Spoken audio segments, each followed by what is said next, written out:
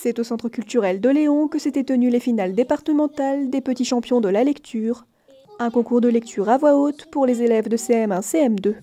Alors ça fait 3 ans en fait qu'on voulait faire la finale départementale à Léon, mais les 2 années précédentes, à cause du Covid, on n'a pas pu le faire.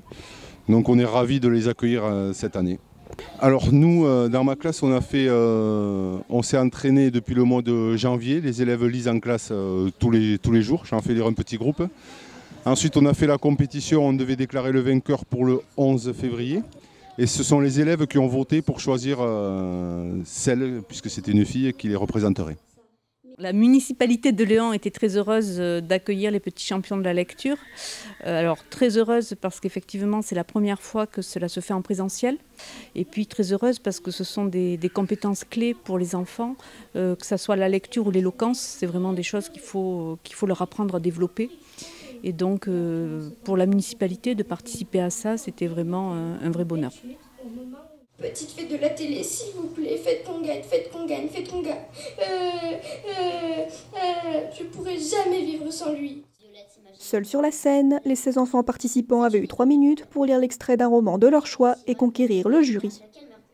J'ai choisi Le Retour de la Bête parce que c'est un livre qui parle un peu du racisme sur les juifs et parce qu'il y a plein de mots assez compliqués que j'ai appris dans ma lecture.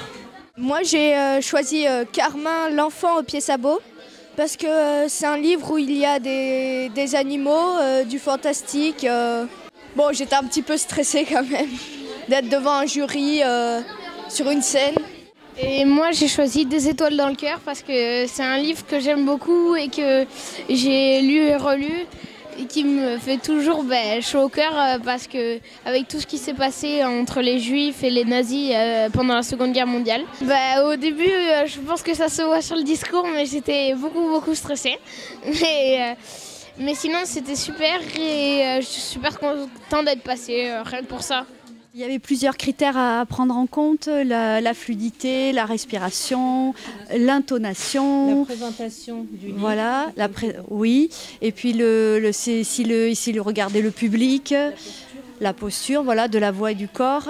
Souvent quand ils sont stressés, ils lisent beaucoup plus vite. Alors forcément, ça peut du coup induire qu'ils n'articulent pas assez. Ça les pénalise parce que la lecture est moins agréable pour le public. Il y en a qui gèrent mieux le stress que d'autres.